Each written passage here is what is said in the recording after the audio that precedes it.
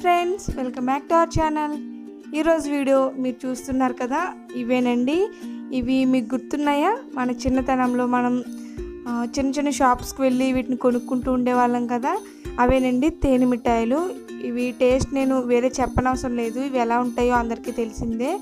కాకపోతే ఇవి ఇంట్లో ఎలా ప్రిపేర్ చేయాలో ఈరోజు వీడియోలో చూపిస్తాను. వీటిని ప్రిపేర్ చేయడం చాలా అంటే చాలా సింపుల్ అండి. వీడియోలోకి వెళ్ళే ముందు మన ఛానల్ ఎవరైనా ఫస్ట్ టైం చూస్తున్నట్లయితే తప్పకుండా సబ్స్క్రైబ్ చేసుకోండి. ఆల్రెడీ సబ్స్క్రైబ్ చేసుకున్న వారు డైలీ మన వీడియోస్ ఫాలో అవడానికి ట్రై చేయండి. బెల్ యాక్టివేట్ చేసుకోవడం అస్సలు మర్చిపోవద్దు. ఇంకా లేట్ చేయకుండా వీడియోని అయితే స్టార్ట్ చేసేద్దాం. దీనికోసం ఒక 3 గంటల ముందు మినపప్పుని అలాగే ఇడ్లీ రవ్వని నానించి ఉంచుకోవాలి. మీరు ఇక్కడ ఇడ్లీ రవ్వకు బదులు బియ్యాన్ని అయినా సరే యూజ్ చేయొచ్చు. రెండింటిని కూడా ఒక మిక్సీ జార్లో వేసుకుని దీంట్లో ఒక 1/2 స్పూన్ వరకు బేకింగ్ పౌడర్ అండి, మనం కేక్స్ చేసుకుంటాం కదా ఆ బేకింగ్ పౌడర్ వేసుకోవాలి. ఇలా గ్రైండ్ చేసుకున్న తర్వాత దీంట్లో ఫుడ్ కలర్ అనమాట, మన దగ్గర ఏ ఫుడ్ కలర్ ఉంటే ఆ ఫుడ్ కలర్ని యాడ్ చేసి ఈ విధంగా మరొకసారి గ్రైండ్ చేసుకోవాలి. ఇప్పుడు స్టవ్ ఆన్ చేసి ఒక బాండి పెట్టుకుని షుగర్ సిరప్ ప్రిపేర్ చేయడం కోసం 1 కప్పు షుగర్ అలాగే 1 కప్పు వాటర్ వేసుకుని ఈ విధంగా మనం షుగర్ సిరప్ని ప్రిపేర్ చేసుకోవాలి. నేను దీంట్లోనే ఇలాచీ పౌడర్ని కూడా వేసాను.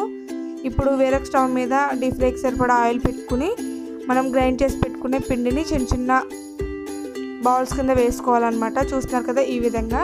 ఇక్కడ పాకం కూడా మరిగిందండి. మనకి ఇది ఒకసారి పొంగొస్తే సరిపోతుంది, స్టవ్ ఆఫ్ చేసుకోవచ్చు.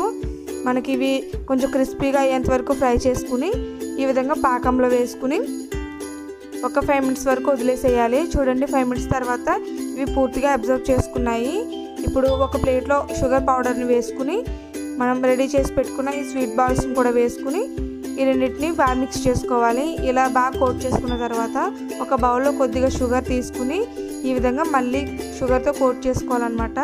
ఇలా కూడా చేసుకున్న తర్వాత వీటిని కంప్లీట్గా ఒక 2 అవర్స్ పాటు ఫ్యాన్ కింద ఆరబెట్టుకోండి.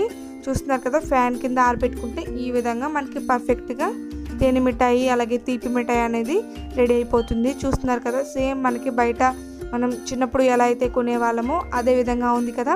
దీని టేస్ట్ కూడా సేమ్ అలానే ఉంటుంది. మనం దీనికోసం ప్రత్యేకంగా పప్పు నానించుకోని అవసరం లేదండి. మనం ఇడ్లీ చేసుకునేటప్పుడైనా జస్ట్ కొంచెం పప్పుని ఈ విధంగా మనం చేసుకోవచ్చు అనమాట. ఈ వీడియో అందరికీ యూస్ అవుతుంది అనుకుంటున్నాను. ఈ వీడియో మీకు నచ్చినట్లయితే తప్పకుండా లైక్ చేయండి, షేర్ చేయండి. ఇలాంటి మరెన్నో వీడియోస్ కోసం మన ఛానల్ని సబ్స్క్రైబ్ చేసుకోండి.